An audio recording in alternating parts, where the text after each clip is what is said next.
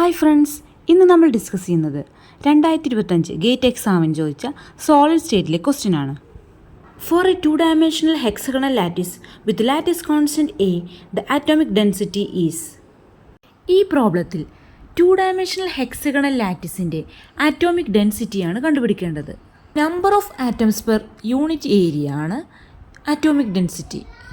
Atomic density കണ്ടുപിടിക്കുന്നതിനായി ഒരു single unit സെല്ലിലെ number of ആറ്റംസും ആ യൂണിറ്റ് സെല്ലിൻ്റെ ഏരിയയും കണ്ടുപിടിച്ചാൽ മതി. 2-dimensional ഹെക്സഗണൽ ലാറ്റിസിൽ യൂണിറ്റ് സെല്ലിനെ എ സൈഡ് ലെങ്ത്തുള്ള റെഗുലർ ഹെക്സഗണായിട്ടാണ് റെപ്രസെൻ്റ് ചെയ്യുന്നത്. ഹെക്സഗണിൻ്റെ 6 കോർണറുകളിലും ഓരോ ആറ്റം വീതം ഉണ്ടായിരിക്കും. ഓരോ കോർണർ ആറ്റവും അഡ്ജസൻ്റ് ആയിട്ടുള്ള 3 ഹെക്സഗണുമായിട്ട് ഷെയർ ചെയ്യുന്നുണ്ട്.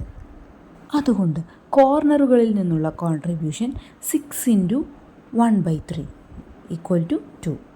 Total atoms in the hexagonal unit cell n = 2.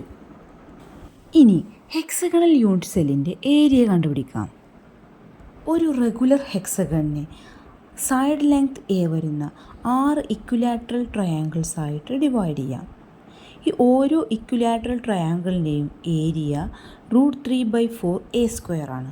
അതുകൊണ്ട് ഹെക്സഗണൽ യൂണിറ്റ് സെല്ലിൻ്റെ ടോട്ടൽ ഏരിയ A = 6 × √3/4 = 3√3/2. ഇനി ആറ്റോമിക് ഡെൻസിറ്റി കണ്ടുപിടിക്കാം.